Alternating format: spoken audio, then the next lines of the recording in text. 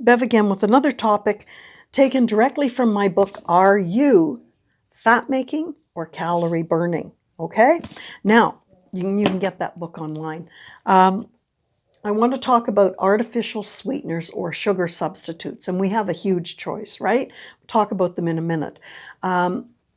These were created by and used by the food industry to successfully market their products to you. Why?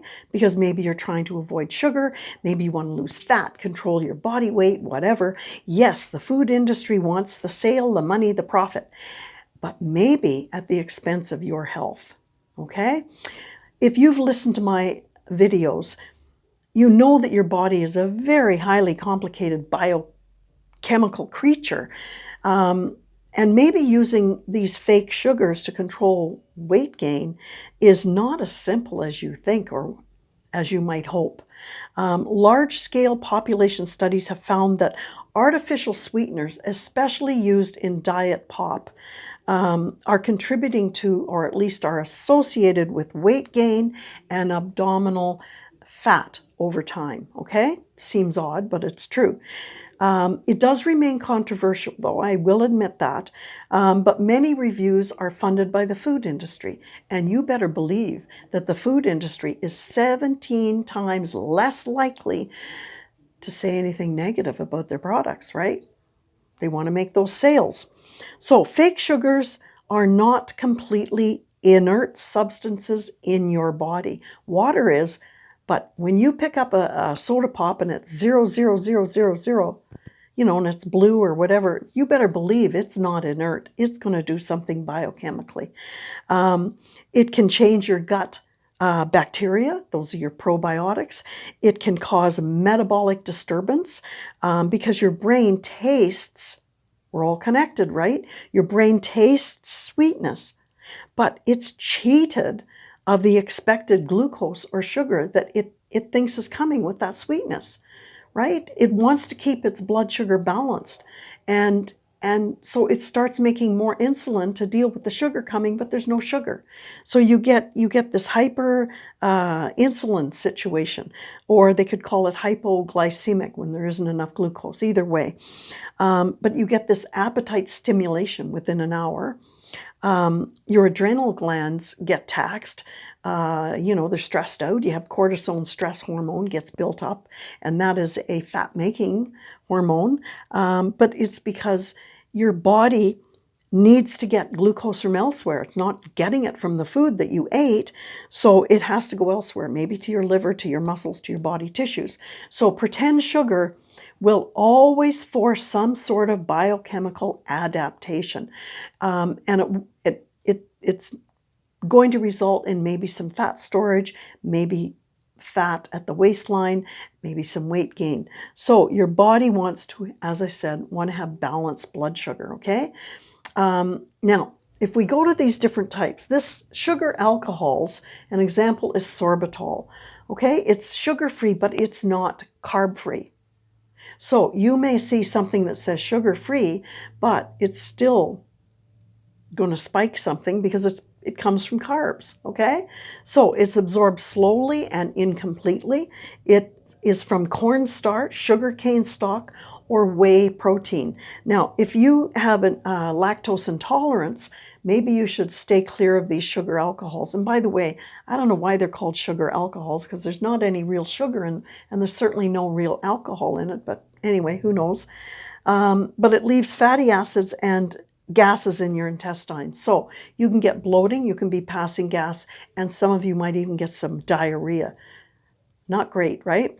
And where do you find this? In a lot of things, right? Chewing gum, candies, mouthwash, protein bars. I've often seen this in protein bars. The next one is stevia. This one's a little better. It's plant-derived, so it's more natural than synthetic. And it's from plant protein, right? Not carbs.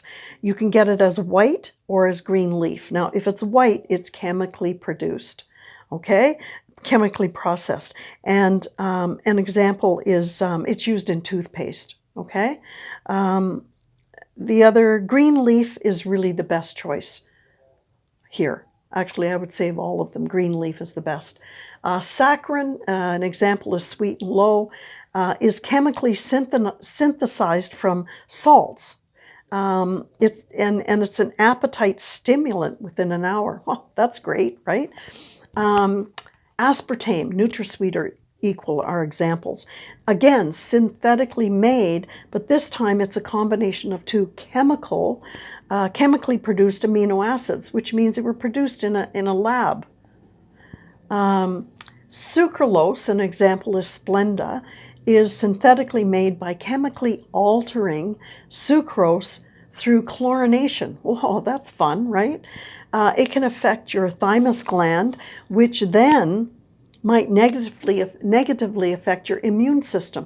So there's a lot of different things going on here. And, you know, I'm the first to say, you know, it's difficult to give up sugar, right? I think what you should use is, you know, first of all, this is a good one, green leaf stevia, if you have to put that in your coffee.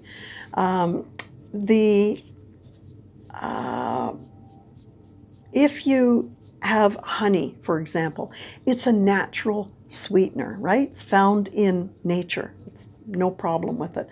Or why don't you just have some fresh fruit if you're craving something sweet? Have portion control, of course, but have a bit of fresh fruit. Has some fiber in it. It's real food. Now, there is a relatively new sweetener out. I don't know if you've heard of it. There's not a lot of in-depth research on it yet, or I haven't found a lot of in-depth research, but it appears to be to have a lot of good potential, contrary to a lot of these other ones. And it can come under two names. Allulose, that's kind of the more common name, and the other one, if I can remember how to spell it, Psicola. I